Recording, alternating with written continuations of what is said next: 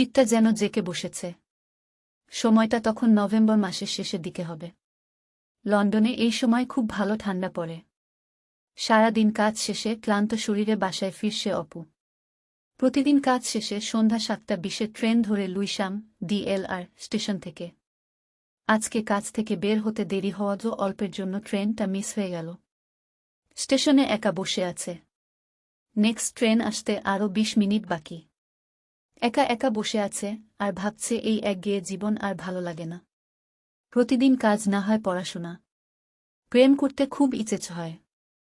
যেই কথা সেই কাজ, পকেট থেকে মোবাইল বের করে ফোন দিল বাংলাদেশে। অনেক দিনের পুরনো এক বান্ধবী উর্মি।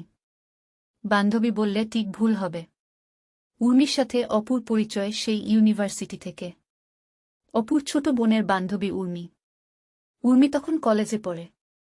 উর্মি মনে মনে অপুকে ভালোবাসত, অপু ও তা বুঝত, কিন্তু অপু কখন ও সেই ভালোবাসায় সায় দেয়নি। বাংলাদেশ সময় তখন রাত 1টা। ফোন বাজছে। অনেকক্ষণ ফোন বাজার পর ফোন রিসিভ করল উর্মি। অনেক দিন কথা হয় না উর্মির সাথে অপুর। চিনতে একটু অসুবিধে হচ্ছিল। যাই হোক, অবশেষে পরিচয় পর্ব শেষ হল। উর্মি, প্রেম করবে একটা মেয়ে খুঁজে দাও না। প্রেম করবেন আপনি? আপনাকে দিয়ে প্রেম হবে না। কেন? জিজ্ঞেস করল অপু। আপনার যেই মেজাজ, মেয়েরা পালাবে। তবে একটা মেয়ের নাম্বার দিতে পারি, আমার বড় বোনের মেয়ে, নাম রাহা, খুব ভালো মেয়ে। তাহলে দাও, বলল অপু। সবে মাত্র ইন্টারমিডিয়েট পরীক্ষা দিয়ে নোয়াখালী বিজ্ঞান ও প্রযুক্তি ইউনিভার্সিটিতে ভর্তি হয়েছে রাহা। মেয়েটি দেখতে অত সুন্দর না হলে ও অসম্ভব ভালো মনের। আজকালের এই সময়ে রাহার মতো মেয়ে পাওয়া হয়তো একটু কঠিনই বটে।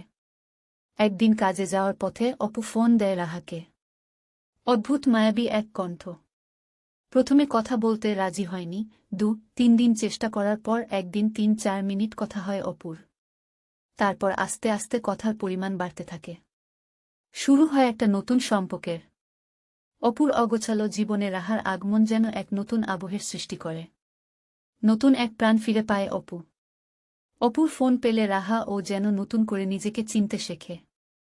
অধীর আগ্রহ নিয়ে রাহা বসে থাকে, কখন অপু ফোন করবে, কখন কথা হবে। একটি মেয়ে যে কতটা নিঃস্বার্থ ভালোবাসতে পারে তা হয়তো এই রাহাকে না দেখলে কখনো বোঝা যেত না। এভাবে 2 বছর কেটে যায়।